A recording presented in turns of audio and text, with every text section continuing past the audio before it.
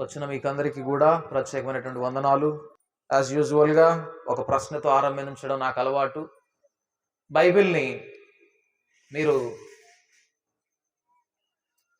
యథార్థము సత్యము అని, అందులో దేవుడు పలికించిన మాటలు వాస్తవం అని మీరందరూ నమ్ముతున్నారా? అవును, నమ్ముతున్నాం అంటే మీ కుడి చేతులు ఎత్తండి. మేము నమ్మడం లేదు అంటే ఏమీ చేయనవసరం లేదు. అయితే యేసు ప్రభు వారు చెప్పినటువంటి ఒక విషయం, అది సత్యమని మనం నమ్మే వారందరూ కూడా ఒకసారి ఇప్పుడు పరిశీలన చేయాల్సినటువంటి అవసరం ఉన్నది కనుక ఒకసారి ఆ వచనం వైపు వెళ్దాం. మార్కు సువార్త 13వ అధ్యాయము 12వ వచనం చదువుకుందాం. సహోదరుడు సహోదరుని, తండ్రి కుమారుని మరణమునకు అప్పగింతురు, కుమారులు తల్లిదండ్రుల మీద లేచి వారిని చంపింతురు. ఇప్పుడు బైబిల్ గ్రంథంలో రాయబడిన ప్రతి మాట సత్యము. అందులోనూ యేసు ప్రభు వారు చెప్పిన మాట చాలా సత్యం అని నమ్మే వారందరూ కూడా ఈ అంశాన్ని కొంచెం పరిశీలన చేయాలి. వెళ్దాం, కాన్సెప్ట్ దగ్గరికే వెళ్దాం. అయితే ముందు ఎక్కడ అవకాశం వచ్చినా మారు మనస్సు గూర్చి సువార్త చెప్పడం మా మీద దేవుడు పెట్టినటువంటి బాధ్యత కాబట్టి ముందు ఆ డైరెక్షన్లో వెళ్ళి తరువాత కార్యక్రమాలకు వెళ్ళాలని ఆశపడుతూ ఉన్నాను. ఇక్కడ సహోదరుడు సహోదరుని మరణమునకు అప్పగిస్తారు, కుమారులు తల్లిదండ్రుల మీద లేచి వారిని చంపిస్తారు. అంతవరకు కొంతవరకు మనం అర్థం చేసుకోవచ్చు. కానీ తండ్రి కుమారుని మరణమునకు అప్పగిస్తాడట. Is it possible? సాధ్యమేనా? ఎంతో ప్రేమించి ఎంతో ప్రేమించి చేతులతో పెంచుకున్నటువంటి తండ్రి కుమారుని కూడా మరణానికి అప్పగించేటటువంటి పరిస్థితి వస్తుందా? ఈ కెలామిటీని, ఈ డిస్ట్రక్షన్ని, ఈ విధ్వంసాన్ని, ఈ దుస్థితిని మనం తప్పించుకోవాలి అంటే there is only one way. ఒకే ఒక్క మార్గం ఉంది. ఏంటంటే a salvation to the entire family. కుటుంబం మొత్తానికి రక్షణ ఉంటేనే తప్ప ఈ విధ్వంసం నుంచి బయటపడలేం. కాబట్టి కుటుంబంలో ఎవరో రక్షింపబడితే చాలు, పెద్దలైనటువంటి వారు రక్షింపబడితే చాలు, మనకెప్పుడు అవకాశం వచ్చినప్పుడు దేవుని దగ్గరికి వెళ్దాం, ప్రస్తుతానికి గడిచిపోతా ఉంది కదా అనే ధోరణి ఉంటే, ఇందాక చెప్పినట్లుగా దేవుని వాక్యము సత్యమని నమ్మే వాళ్ళందరూ కూడా గట్టిగా గుర్తుపెట్టుకోవాల్సినటువంటి విషయం ఏమిటి అంటే కుటుంబ సభ్యులందరూ రక్షింపబడాలి. అది దేవుని యొక్క ప్రణాళిక. ఎందుకంటే సమయమందును అసమయమందును మనం ఈ దేహంలో ఉన్నా లేకపోయినా, whether we are absent from home or at home, మనము ఈ దేహమందున్నను దేహము విడిచినను ఆయనకు ఇష్టలమై ఉండవలెనని మిగుల అపేక్షించు వారిగా మనం ఉండాలి. రైట్, ఇప్పుడు మనం ప్రోగ్రాంలోనికి వెళ్దాం. ఇది మీకు ఉదయం చెప్పినట్లుగా కృతజ్ఞత, స్తుతి, ఆరాధన. మీకు గత వారాలుగా చెప్తానే ఉన్నాను, కృతజ్ఞత వేరు, స్తుతి వేరు, ఆరాధన వేరు. 3 కలిపి కొట్టవచ్చు కదా అంటే ఏమైనా పర్లేదు, చాక్లెట్, కొంచెం పచ్చడి, పికెల్, కొంచెం చికెన్, కొంచెం ఐస్ క్రీమ్, మొత్తం కలిపి తిన్నట్టే ఉంటుంది. తప్పేం లేదు, మొత్తం పోయేది కడుపులోకే. But the taste will be differ if we take it as it is alone. ఒక్కొక్కటిగా మనం తీసుకున్నప్పుడే ఆ టేస్ట్ బాగుంటుంది. సరే, మనము చూసాము టోటల్ ఫ్యామిలీ సాల్వేషన్.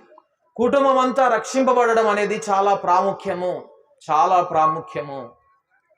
క్రైస్తవ ప్రతి కుటుంబము గుర్తుపెట్టుకోవాల్సినటువంటి విషయం ఏమిటి అంటే రక్షణ కుటుంబం అంతటికి అవసరం. అందుకే యెహోషువ అంటాడు, నేనును నా ఇంట్లో నన్ను అనుసరించేవారును యెహోవాను సేవిస్తామనలేదు. లేకపోతే నేను నా భార్య యెహోవాను సేవిస్తాం అనలేదు. ఏమన్నాడు? నేను నా ఇంటివారు. కాబట్టి కుటుంబం అంతా దేవుణ్ణి ఆరాధించడం, రక్షణ పొందడం, దేవునిలో ఉండడం అనేది చాలా ప్రాముఖ్యమైనటువంటి విషయం. ఓకే, రక్షింపబడాలి. అయితే రక్షింపబడడానికి మారు మనస్సు, బాప్తిస్మము, క్రీస్తు రక్తంలో పాపములు కడుగుకొనడం అనేది ఎంత ప్రాముఖ్యమో, ఆ రక్షణను అంతము వరకు కొనసాగించడం అనేది కూడా అంతే ప్రాముఖ్యం. మార్కు సువార్త 13వ అధ్యాయం 13వ వచనము, మత్తయి సువార్త 24వ అధ్యాయము 13వ వచనాల్లో మనం చూస్తే అంతము వరకు సహించిన వాడే రక్షింపబడును అని ఉంటుంది.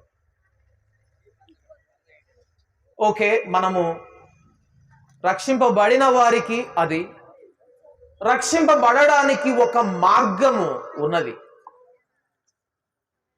యేసులోనే మనకు రక్షణ, అందులో సందేహం లేదు. అయితే యేసునొద్దకు అటువంటి రక్షణ కొరకు రావడానికి ఒక మార్గం ఉన్నది. కీర్తనల గ్రంథము 50వ అధ్యాయము, అది ఇట్లాంటి సందర్భాల్లోనే మనకు అవకాశం వస్తుంది. అందుకనే అక్కడికి వెళ్తున్నాను. కీర్తనల గ్రంథము 50వ అధ్యాయము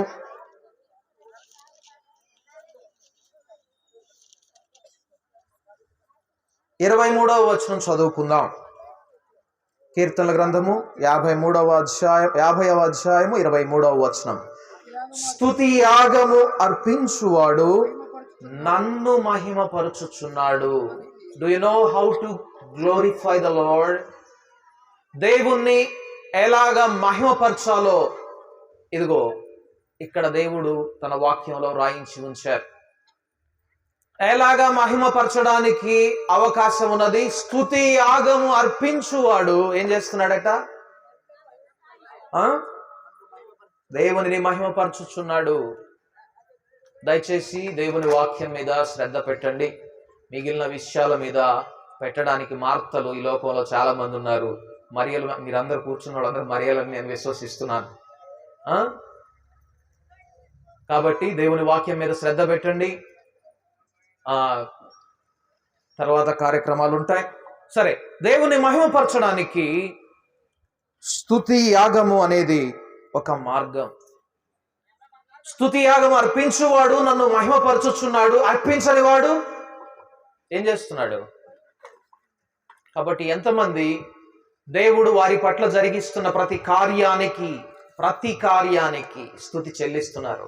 ఎందుకంటే దేవుని వాక్యం చెప్తా ఉన్నది, అన్ని వేళల యందు మనము ఆయన్ను స్తుతించాలి, అన్ని సమయములలో మనం ఆయన్ను స్తుతించాలి అని దేవుని వాక్యం చెప్తా ఉన్నది.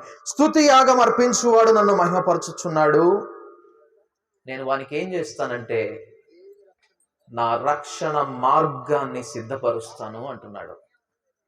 కాబట్టి మీ కుటుంబంలో ఎవరైనా ఇంకా రక్షణలోనికి రాకపోతే ఇదిగో దేవుడు ఇక్కడ మనకు ఒక సలహా ఇస్తున్నాడు. ముందు స్తుతి యాగం అర్పించడం నేర్చుకోండి, నేను సిద్ధపరుస్తాను రక్షణ మార్గాన్ని అంటున్నాడు. కాబట్టి కుటుంబం అంతా రక్షింపబడాలి అంటే స్తుతి యాగము అర్పించడం, దేవుని మహిమపరచడం అనేది చాలా ప్రాముఖ్యమైనటువంటి విషయం. ఈరోజు ఇక్కడ మనమందరం గ్యాదర్ అయింది దేవుని స్తుతించడానికి. మరి ముఖ్యంగా పాప తన బర్త్డే జరుపుకోబోతా ఉంది 3 daysలో. అలాగే ఇంకొక ప్రోగ్రాం ఉంది, దాని నిమిత్తమై స్తుతించడానికి మనం అందరం ఇక్కడ గ్యాదర్ అయినాం. రైట్. ఇప్పుడు నేను ఈ సందర్భంలో సందర్భానుసారంగా వాక్యంతో మాట్లాడాలి, వాక్యం ద్వారా మాట్లాడాలి అంటే ఒకసారి మనం కీర్తనల గ్రంథము 84వ అధ్యాయం, కీర్తనల గ్రంథము 84వ అధ్యాయానికి వెళ్దాం. కీర్తనల గ్రంథము 84వ అధ్యాయము 3వ వచనం చూద్దాం. ఈ కీర్తన కోరహు కుమారులు రాసినటువంటిది. క్రితంసారి కోరహు కుమారులు రాసినటువంటి కీర్తన మీద దేవుడు వారిని ఎటువంటి అనుభవం గుండా నడిపించారు అనేది ఆల్రెడీ క్రితంసారి చెప్పున్నాను కాబట్టి ఆ డైరెక్షన్లో వెళ్ళడం లేదు. ఇక్కడ 84వ అధ్యాయము 3వ వచనంలో ఒక మాట ఉంటుంది, చదువుకుందాం. సైన్యములకు అధిపతివగు యెహోవా నా రాజా నా దేవా, నీ బలిపీఠము నొద్దనే పిచ్చుకలకు నివాసము దొరికెను, పిల్లలు పెట్టుటకు వాన కోవెలకు గూటి స్థలము దొరికెను. చూడండి, పిచ్చుకలకు ఎక్కడ నివాసం ఏర్పాటు చేశాడట?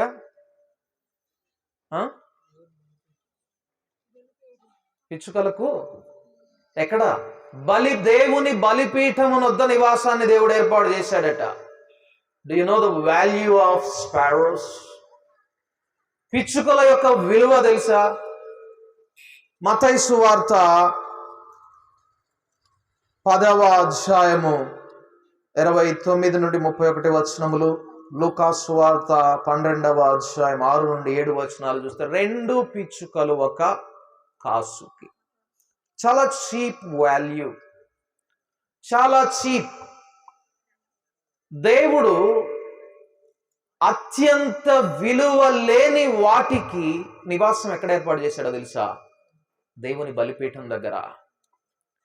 నేను నీ మందిరావరణములను చూడవలనని ఎంతో ఆశగొని ఉన్నాను.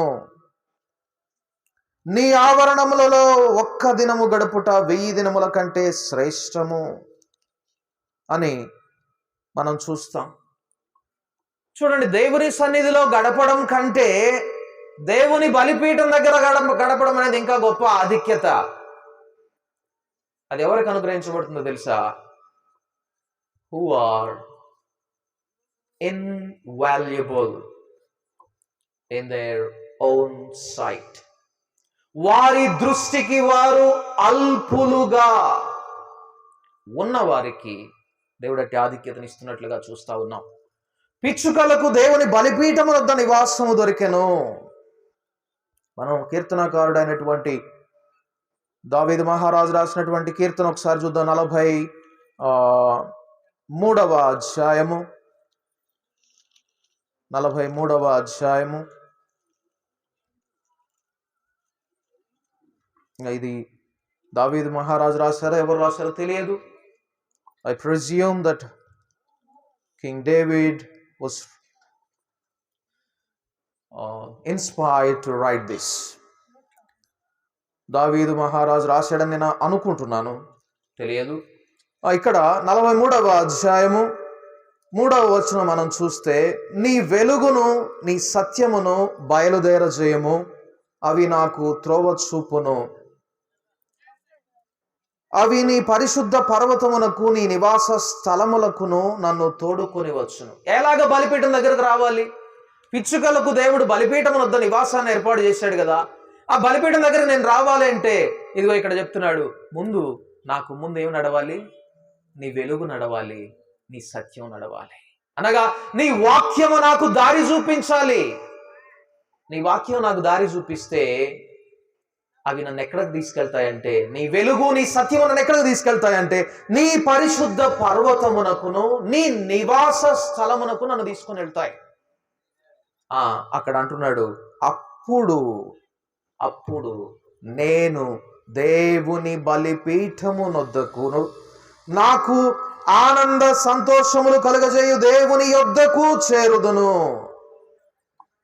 అప్పుడు నేను కృతజ్ఞతాస్తుతులు చెల్లిస్తాను అంటున్నాడు. చూసారా? దేవునికి థ్యాంక్స్ చెప్పడానికి, దేవునికి ప్రైజ్ అండ్ వర్షిప్ ఇవ్వడానికి, దేవునికి కృతజ్ఞతలు చెల్లించడానికి, దేవుని స్తుతించడానికి భక్తుడు దేని కారణంగా చూస్తున్నాడంటే, first my Lord must draw me into his presence. నా దేవుడు నన్ను ముందు తన సన్నిధికి నన్ను తీసుకొని రావాలి. ఆయన వాక్యము, ఆయన సత్యము, ఆయన వెలుగు నన్ను ఆయన సింహాసనం వద్దకు తీసుకొని రావాలి, ఆయన సన్నిధికి తీసుకొని రావాలి, ఆయన ఇంటికి తీసుకొని రావాలి. అప్పుడు నేను ఆయన బలిపీఠం దగ్గరే ఉంటాను. ఇంకో చోట అంటాడు, నేను నీ బలిపీఠము చుట్టూ తానే తిరుగుతాను అంటాడు. కీర్తనల గ్రంథం 26వ అధ్యాయం 6వ వచనంలో ఉంటుంది, నేను నీ బలిపీఠం చుట్టూ తిరుగుతాను. యెహోవా నీ బలిపీఠము చుట్టూ ప్రదక్షిణము చేయుదును, అచ్చట కృతజ్ఞతాస్తుతులు చెల్లించుదును, నీ ఆశ్చర్య కార్యములను వివరింతును. ఎందుకంటే నేను నీ నివాస మందిరమును, నీ తేజో మహిమ నిలుచు స్థలమును నేను ప్రేమించుచున్నాను. దేవుడు నీకు నాకు ఆశ్రయంగా, నివాసంగా ఆయన బలిపీఠమునొద్ద మనలను చేర్చాలి అంటే మనలో ఏ దాహం ఉండాలి అంటే, నేను నీ నివాస మందిరమును, నీ తేజో మహిమ నిలుచు స్థలమును ప్రేమించుచున్నాను. మొదటగా దేవుని నివాసాన్ని, దేవుడు ఉండే సన్నిధిని, దేవుని ఆవరణాన్ని ప్రేమించే వారిగా మనం ఉండాలి.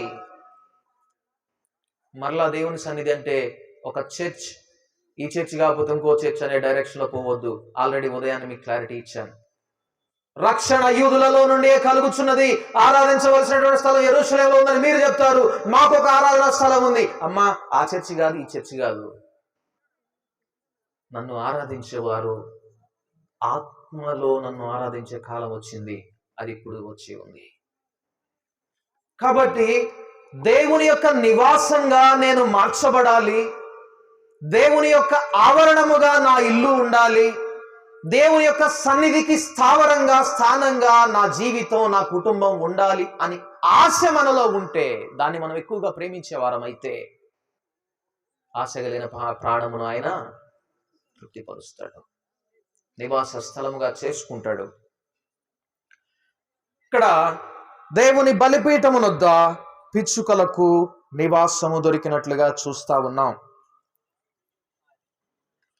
మనం ఇందా చూసినటువంటి వాక్య భాగానికి ఒకసారి వెళ్దాం. కీర్తనల గ్రంథం 84వ అధ్యాయము. మనకందరికీ తెలుసు, భూమి మీద మానవుని ప్రయాస వ్యర్థమైనటువంటిది.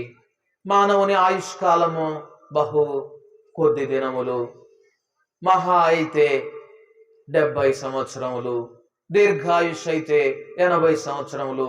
అయినను వాని జీవిత కాలం అంతయు ప్రయాస, ఆయాసం. కానీ మీకు విషయం తెలుసా, మీరు జీవించిన జీవిత కాలం అంతా పరలోకానికి వెళ్ళిన తర్వాత, the best thing that ever could happen to me is my earthly life అనే సాక్ష్యం మీరు ఇవ్వగలుగుతారు. ఒక కండిషన్, మీరు పరలోకానికి వెళ్ళి నాకు జరిగినటువంటి బెస్ట్ ఏంటి అంటే, భూమి మీద నాకు ఇవ్వబడినటువంటి జీవితం అని సాక్ష్యం మీరు ఇవ్వగలుగుతారు. ఎప్పుడో తెలుసా? ఇక్కడ చూడండి ఒకసారి, కీర్తనల గ్రంథము 84వ అధ్యాయము 5వ వచనము 2వ భాగం. యాత్ర చేయు మార్గములు వారికి అతి ప్రియములు. ఈ భూమి మీద మన జీవితకాలం యాత్రాకాలమైనా కాదా? యాత్రాకాలమైనా కాదా? పరవాసిని నే జగమున ప్రభువా, నడచుచున్నాను నా దారిన్, నా గురి నీవేనా ప్రభువా నీదరినే చేరెదను.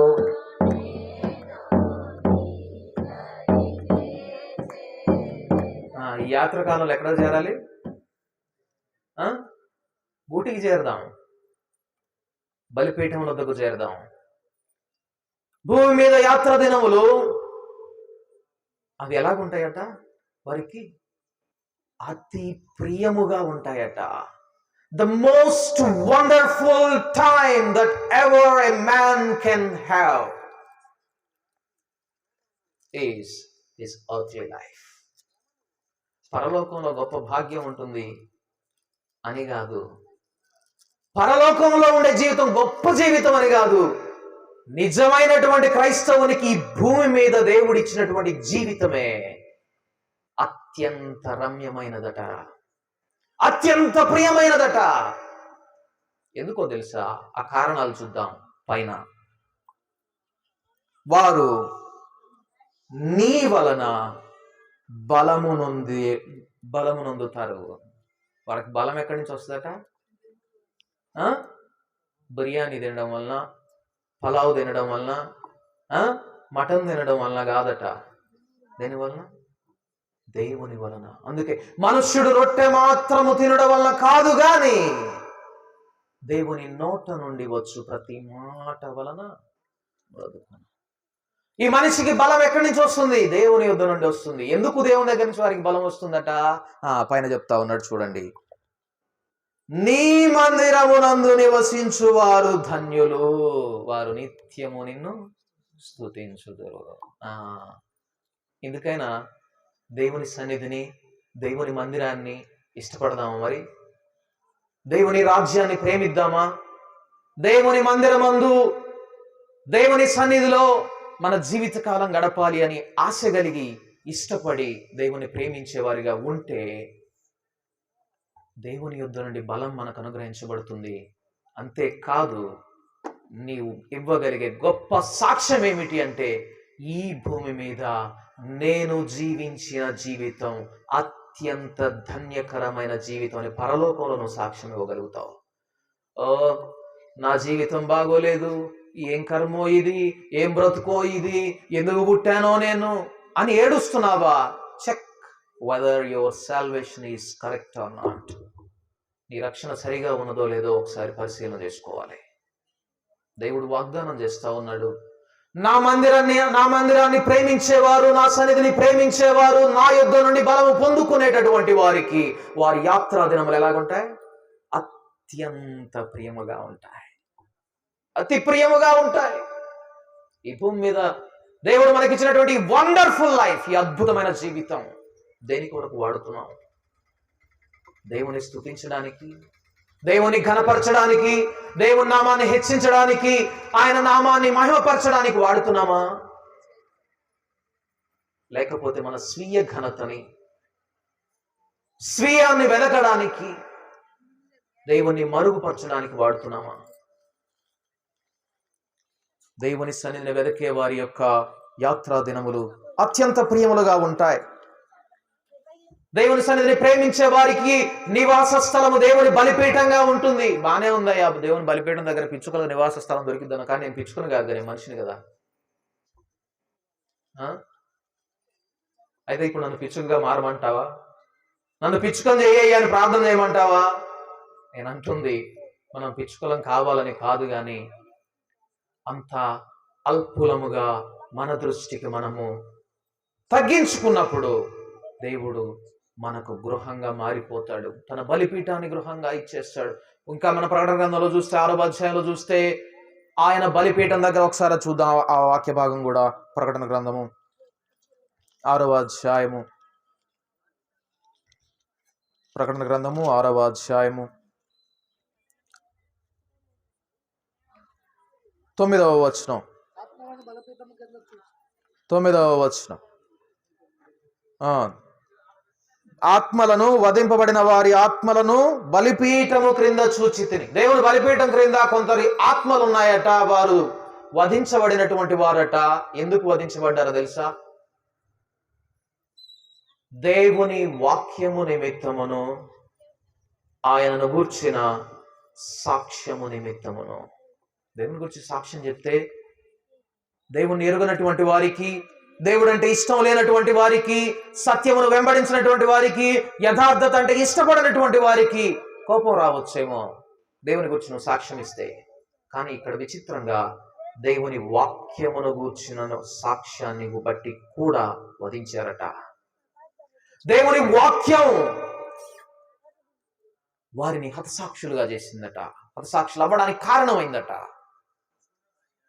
చూడండి, అందుకే పౌలు భక్తుడు తిమోతికి రాస్తూ అంటాడు, అంత్య దినములలో అపాయకరమైనటువంటి దినములు వచ్చును.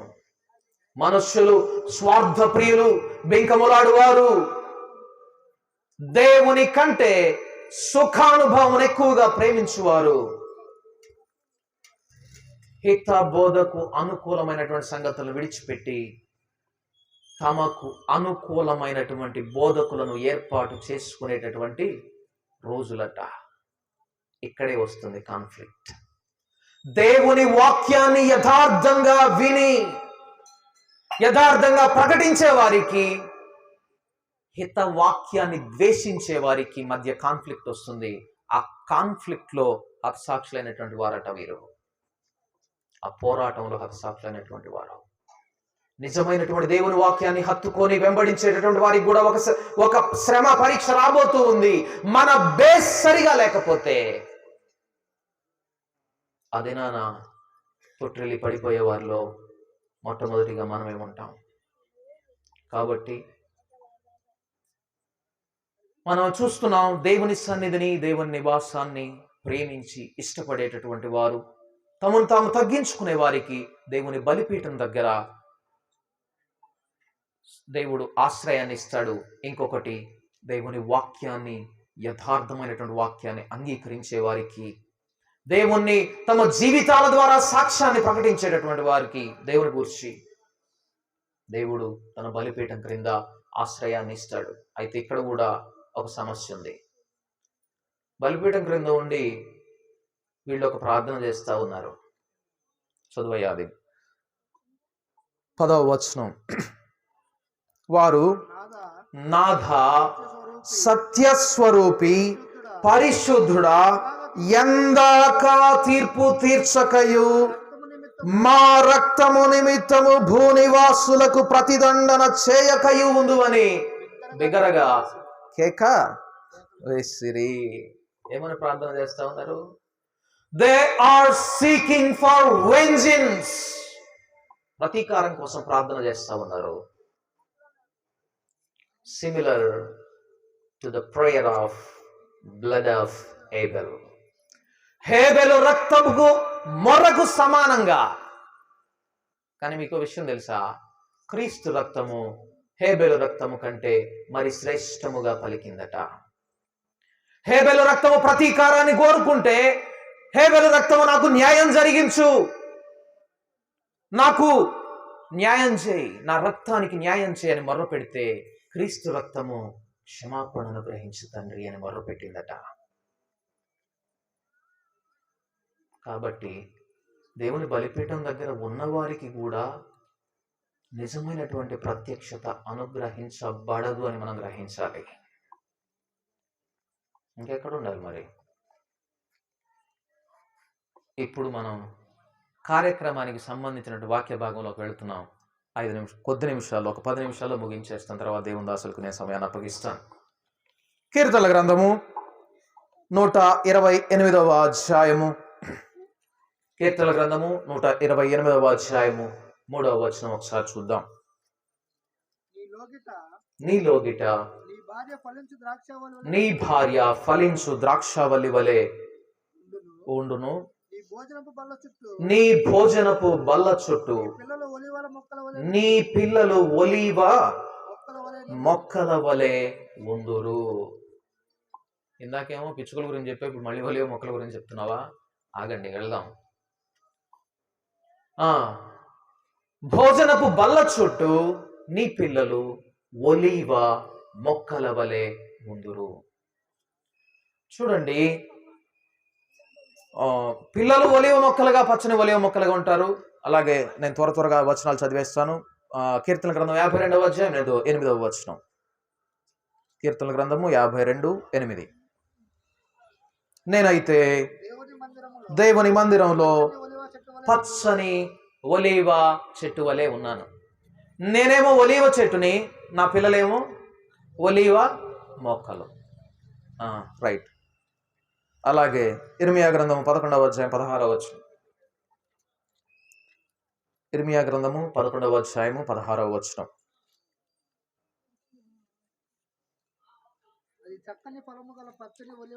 అది చక్కని ఫలము గల పచ్చని ఒలీవ చెట్టని యెహోవా నీకు పేరు పెట్టాడు. ఇశ్రాయేలుకి ఏమని పేరు పెట్టాడట? చక్కని ఫలము గల పచ్చని ఒలీవ చెట్టు. అంటే సంఘానికి దేవుడు ఏమని పేరు పెట్టాడు? ఇది ఫలం లేనిది కాదు, ఫలం ఉంది, అది కూడా చక్కని ఫలం ఉంది, పచ్చని ఒలీవ చెట్టు అని ఇశ్రాయేలుకు అనగా సంఘానికి దేవుడు పేరు పెట్టాడు. అలాగే ఎప్పుడైతే యెరూషలేమును మరలా తిరిగి కట్టాలని నెహెమ్యా, ఎజ్రా ప్రయాసపడుతూ ఉన్నారో అప్పుడు దేవుడు నెహెమ్యాకు ఒక మాట చెప్పడం మనం చూస్తాం. నెహెమ్యా గ్రంథము 8వ అధ్యాయము 15వ వచనం చూద్దాం. నెహెమ్యా గ్రంథము 8వ అధ్యాయము 15వ వచనం. నెహెమ్యా గ్రంథము 8వ అధ్యాయం 15వ వచనం. ఎవరైనా చదవగలరు? మరియు వారు తాము చదువయ్యా తమ పట్టణములన్నిటిలోనూ యెరూషలేములోను ప్రకటన చేసి తెలియజేయవలసినది ఏమనగా, మీరు పర్వతమునకు పోయి ఒలీవ చెట్టు కొమ్మలను, అడవి ఒలీవ చెట్ల కొమ్మలను, గొంజి చెట్ల కొమ్మలను, ఈత చెట్ల కొమ్మలను, గుబురు గల వేరు వేరు చెట్ల కొమ్మలను తెచ్చి వ్రాయబడినట్లుగా పర్ణశాలలు కట్టవలెను. గుడారాల పండగ యేసన్న గారు వాళ్ళు జరుపుకుంటారు కదా ఇప్పుడు. గుడారాల పండగ ఇక్కడి నుంచే వచ్చింది. పర్ణశాలల పండగ. దేవుని మందిరం తిరిగి కట్టబడబోతూ ఉన్నప్పుడు ఆశ్చర్యకరంగా దేవుడు ఒక మాట చెప్తా ఉన్నాడు. మీరు పర్వతానికి పోయి ఒలీవ చెట్లు కొమ్మలు తెచ్చుకోండి, అడవి ఒలీవ చెట్లు కొమ్మలు కూడా తెచ్చుకోండి అన్నాడు. చూడండి, అడవి ఒలీవ చెట్ల కొమ్మలు ఉన్నాయి. రోమీయులకు రాసినటువంటి పత్రిక 11వ అధ్యాయము 17వ వచనంలో ఒక మాట ఉంది, చదువుకుందాం. రోమీయులకు రాసిన పత్రిక 11వ అధ్యాయము 17వ వచనం. దేవుని మందిరంలో మంచి ఒలీవ చెట్టు కొమ్మలు ఉండాలి, కానీ అడవి ఒలీవ చెట్ల కొమ్మలు కూడా ఎందుకు తెచ్చుకోమన్నాడు దేవుడు? సాదృశ్యం ఇక్కడ చెప్తా ఉన్నాడు. చూడండి, అయితే కొమ్మలలో కొన్ని విరిచివేయబడి అడవి ఒలీవ కొమ్మవై ఉన్న నీవు వాటి మధ్యన అంటు కట్టబడి ఒలీవ చెట్టు యొక్క సారవంతమైన వేరులో వాటితో కలిసి పాలు పొందిన ఎడలా. దేవుడు ఏం చేశాడో తెలుసా? అన్యజనులము అడవి ఒలీవ కొమ్మల వంటి వారమైన మనలను దేవుని యొక్క స్వాభావిక ఒలీవ కొమ్మ అయినటువంటి ఇశ్రాయేలుతో చేర్చడానికి ఆయన తన రక్తము ద్వారా మనతో సంధి చేసుకున్నాడట. ఒలీవ చెట్టు యొక్క సారవంతమైనటువంటి కొమ్మలో పాలిభాగస్తుల మనం కావాలి అని. ఇందాక నుంచి ఒలీవ చెట్టు అంటున్నావు. పిల్లల గురించి ఒలీవ చెట్టు అన్నావు, పెద్దవాళ్ళ గురించే ఒలీవ చెట్టు అన్నావు. పిల్లల గురించే ఒలీవ మొక్కలు అన్నావు, పెద్దవాళ్ళ గురించే ఒలీవ చెట్టు అన్నావు. సంఘానికి వచ్చేటప్పటికి అడవి ఒలీవ చెట్లు అంటున్నావు, మంచి ఒలీవ చెట్లు అంటున్నావు. అసలు ఏంది ఒలీవ చెట్టు కథ? అక్కడికి వెళ్దాం ఒకసారి. జకర్యా గ్రంథము 4వ అధ్యాయము, నేను చెప్పి ముగించేస్తాను. జకర్యా గ్రంథము 4వ అధ్యాయం. మనం ఇందాక చూసినట్లుగా దేవుని సన్నిధిని వారి యొక్క ప్రధాన అంశంగా ప్రేమించేటటువంటి వారికి దేవుడు బలిపీఠము దగ్గర నివాసాన్ని ఏర్పాటు చేస్తాడని చూసాం. దేవుణ్ణి అందరికంటే ఎక్కువగా ప్రేమించేటటువంటి వారు, దేవుని సన్నిధిని వెదకేవారు, దేవుని రక్షణను వెదకేవారు, దేవుని సన్నిధిని ప్రేమించే వారికి దేవుడు బలిపీఠము దగ్గర నివాసాన్ని ఏర్పాటు చేస్తాడని చూసాం. పిచ్చుకల వంటి వారికి ఒలీవ చెట్టుగా అయితే మనల్ని దేవుడు పిచ్చుకల వలె ఉండాలని కోరుకోలేదు. ఎందుకంటే మీరు అనేకమైనటువంటి పిచ్చుకల కంటే మీరు శ్రేష్ఠులు కారా అన్నాడు. బలిపీఠము దగ్గర జీవించే జీవితం, బలిపీఠం దగ్గర గడిపే జీవితం కంటే ఇంకా ఎక్కువైనదేదో దేవుడు మన కొరకు ఏర్పాటు చేసి ఉంచాడు. అందుకే దేవుడు మనలను కన్నాడు, తన రక్షణ సంకల్పంలో ఏర్పాటు చేసుకున్నాడు. ఎందుకో ఇప్పుడు చూద్దాం. జకర్యా గ్రంథము 4వ అధ్యాయము, జకర్యా గ్రంథము 4వ అధ్యాయము 12వ వచనం. 2 బంగారపు కొమ్మలలో నుండి సువర్ణ తైలమును కొమ్మరించు ఒలీవ చెట్లకున్న 2 కొమ్మలను ఏమిటివని నేను అతనిని అడుగగా, అతడు నాతో, ఇదేమిటివని నీకు తెలియదాయనను.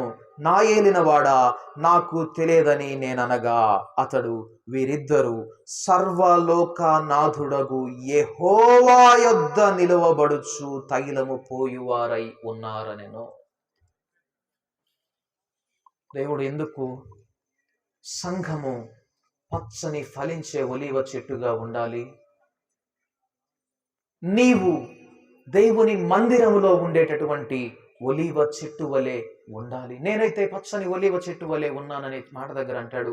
నేను మందిరములో ఏపుగా ఎదుగుచున్నటువంటి దేవదారు వృక్షంలాగా ఉన్నానంటాడు. ఎక్కడో పెరిగినటువంటి దేవదారు రాను తీసుకొచ్చి మందిరంలో పెట్టడం కాదు, నేను మందిరంలోనే పుట్టాను, మందిరంలోనే పెరిగాను అని చెప్తాడు భక్తుడు. మనకట్టి అనుభవం కావాలి. రైట్, నేను పచ్చని ఒలీవ చెట్టుగా ఉన్నాను నేను దేవుని మందిరంలో. నా భోజనం బల్ల చుట్టూ నా పిల్లలు పచ్చని ఒలీవ మొక్కల వలె ఉన్నారు. మా సంఘము పచ్చని ఒలీవ చెట్టు వలె ఉన్నది. మా సంఘంలో అడవి ఒలీవ చెట్లైనటువంటి వారు, రక్షింపబడనటువంటి వారు కూడా కలిసి ఉన్నారు. కారణం ఎందుకో తెలుసా? మేము యెహోవా యొద్ద నివాసం చేసేవారిగా ఉండాలి.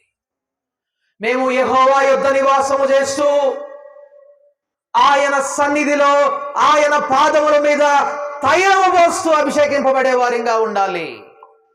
అందుకు దేవుడు మమ్మల్ని ఏర్పాటు చేసుకున్నాడు. దేవుడు నిన్ను నన్ను ఏర్పాటు చేసుకున్నది తన అమూల్యమైనటువంటి రక్తాన్ని చెల్లించి కొన్నది. ఏదో రక్షింపబడి ఇట్లా ఏదో ఒక సందర్భంలో స్తుతి కూటము ఆరాధన ఏర్పాటు చేసుకోవాలని కాదు.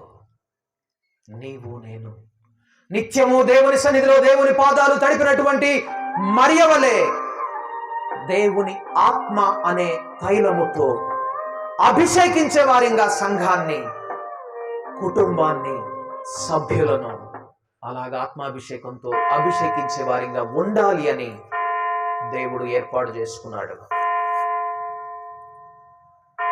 మరి అలాగా నీవు నేను రక్షింపబడినటువంటి మంచి ఫలము ఫలించినటువంటి, చక్కని ఫలము ఫలించినటువంటి పచ్చని ఒలీవ చెట్టు వలె, అడవి ఒలీవ చెట్ల స్వభావము కలిగి ఉన్న మనము సారవంతమైన క్రీస్తు యేసనే ఒలీవ చెట్టుకు అంటు కట్టబడి ఫలించాలి అంటే, ద్రాక్షావల్లిగా ఆయనలో మనం ఉండాలి అంటే, మొదటగా నా నీతిని, నా రాజ్యాన్ని వెదకండి. మొదటగా నా రక్షణను వెదకండి. అందుకే చెప్పాను, salvation is for entire family. రక్షణ కుటుంబం మొత్తానికి, ఏదో కుటుంబంలో ఒక సభ్యునికి కాదు, కుటుంబంలో ఏదో సీనియర్ సిటిజన్ కి కాదు, సమాజంలో ఒక హెరెటిక్ కి కాదు, ఎవడో మతి తప్పినోడికి కాదు. రక్షణ కుటుంబం మొత్తానికి రక్షణ కావాలి. అప్పుడే నిజంగా దేవుని ఆత్మతో అభిషేకింపబడి అనేక మందిని అభిషేకించేటటువంటి ఆశీర్వాదకరమైనటువంటి జీవితం కలిగిన వారమై పరలోకానికి వెళ్ళిన తర్వాత భూమి మీద నా దినములు అత్యంత ఆశీర్వాదకరమైనటువంటి దినములు.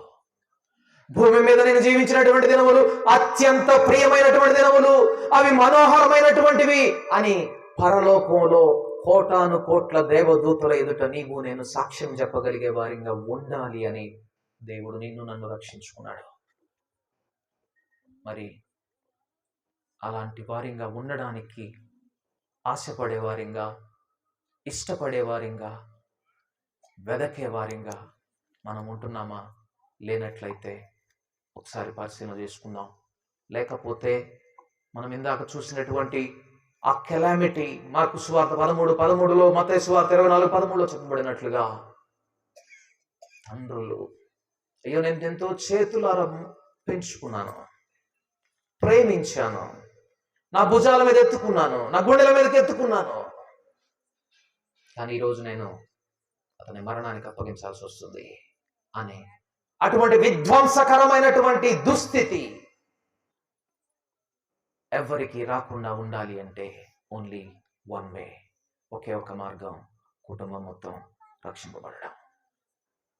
అది మీ మొదటి ప్రాధాన్యతగా ఈ దినం నుండి ఉండాలని కోరుకుంటా ఉన్నాను. దేవుడు నాకు ఈ అవకాశం ఇచ్చినందుకు దేవునికి కృతజ్ఞతలు చెల్లిస్తున్నాను. ఈ ఆరాధన ఏర్పాటు చేసినప్పుడు సహోదరులకు కూడా నా ప్రత్యేకమైన వందనాలు చెల్లిస్తా ఉన్నాను. ఇప్పుడు మనం ప్రధాన సందేశంలోనికి వెళ్ళబోతా ఉన్నాం. ప్రార్థన చేసుకుందాం. పరిశుద్ధుడా మా తండ్రి, నీకు వందనాలు, స్తోత్రాలు. ప్రభువా, మీరు అనేకమైన పిచ్చుకల కంటే శ్రేష్ఠులు. మీ యొక్క నివాసము కేవలం బలిపీఠము దగ్గర, బలిపీఠము క్రిందో, బలిపీఠము చుట్టూతానో కాదు. నీ యొక్క నివాసము నా బోడిలో, నా దగ్గర, నా సన్నిధిలో తైలము పోసేవారుగా, ఆత్మాభిషేకం చేసేవారుగా మీరు ఉండాలి అని ప్రభువా మీరు మా అందరి గురించి వాంఛిస్తూ ఉండగా, తండ్రి మేము నిజముగా నీ వైపు చూస్తూ అట్టి హృదయ వాంఛ కలిగి నిన్ను మహిమపరిచే వారిగా, నిన్ను కనపరిచే వారిగా ఉన్నట్లు మాకు సహాయం చేయమని యేసు నామమున ప్రార్థించి వేడుకుంటున్నాము తండ్రి. ఆమేన్.